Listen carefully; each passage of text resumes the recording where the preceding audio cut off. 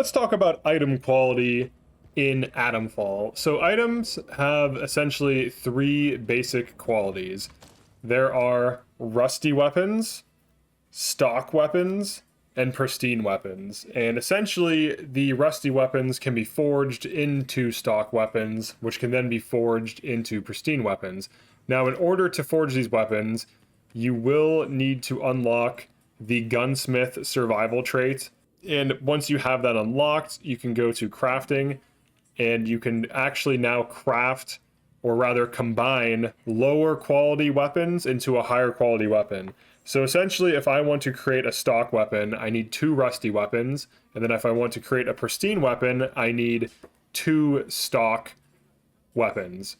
So essentially, the recipe to go from rusty to pristine requires that you have 4 rusty weapons that both get, like in sets of 2, get crafted into pristines, which then, or I'm sorry, gets crafted into stocks, which then get crafted into pristine. And then pristine does have better stats and better like overall like look to it. So if we look at this basic rusty semi-automatic revolver, high damage, low accuracy. And then once we go to stock, it now gains high range. And in the case of the semi-automatic pistol, it goes from just average damage to average damage, low recoil, to average damage, high range, low recoil. So it gains extra properties.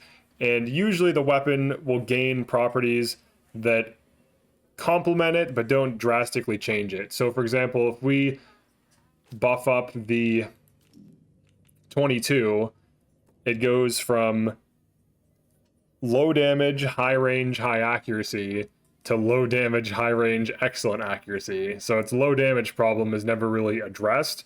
It just becomes more accurate.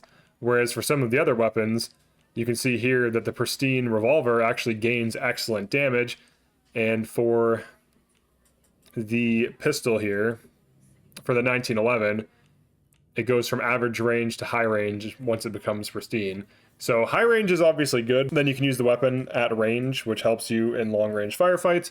But depending on what you want to run and what weapons you like, you're going to want to upgrade them no matter what. So it's good to know how to do that. So that is pretty much it for this one. Just a quick little guide on how to make your weapons not rusty hunks of junk and instead buff them so they're better in combat. Definitely like and subscribe if you enjoyed this or found this useful, and I will see you in the next video. Peace.